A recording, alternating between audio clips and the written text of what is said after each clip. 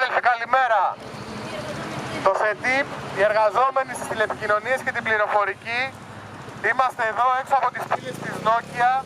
εκφράζοντας τη στήριξή μας στον αγώνα των εργαζόμενων στην επιχείρηση και με την προκήρυξη της σημερινής 24ωρης απεργίας. Η σημερινή σας απεργία είναι δίκαιη και επιβεβλημένη μπροστά στην επίθεση που εξαπολύει η εργοδοσία απέναντί σας, έχοντας ανακοινώσει χιλιάδες απολύσεις η εργοδοσία της Nokia σε όλο τον κόσμο, απολύσεις που χτυπάνε και τμήματα εδώ στην Ελλάδα.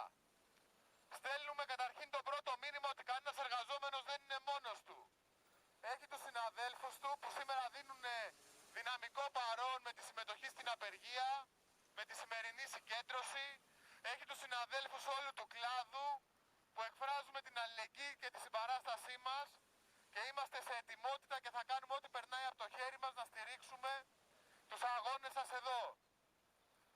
Ο αγώνας σήμερα στην Nokia, που είναι αγώνας για να υπερασπιστούμε τις θέσεις εργασίας μας, για να μην μείνει κανείς άνεργος, που είναι αγώνας για αυξήσεις και συλλογική σύμβαση εργασίας, είναι ένας αγώνας ο οποίος μπορεί να ξεσπάσει σε κάθε επιχείρηση του κλάδου. Είναι αγώνας σαν και αυτό που δίνουν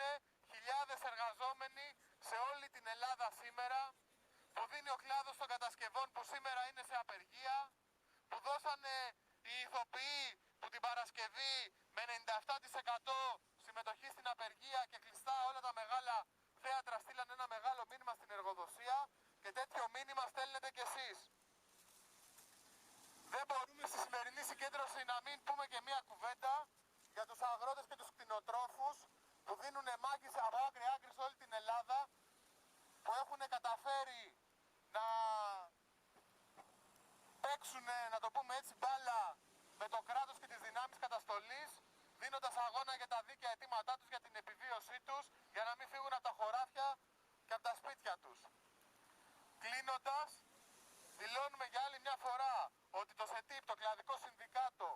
θα είναι στο πλευρό όλων των εργαζόμενων της Nokia, όλων των εργαζόμενων του κλάδου, στον αγώνα που δίνουν σήμερα και στους αγώνες που θα δώσετε το επόμενο διάστημα. Θα κάνουμε ό,τι περνάει από το χέρι μας και να είστε σίγουροι, συνάδελφοι, ότι όσο έχουμε ο ένας τον άλλον και δίνουμε ο ένας το χέρι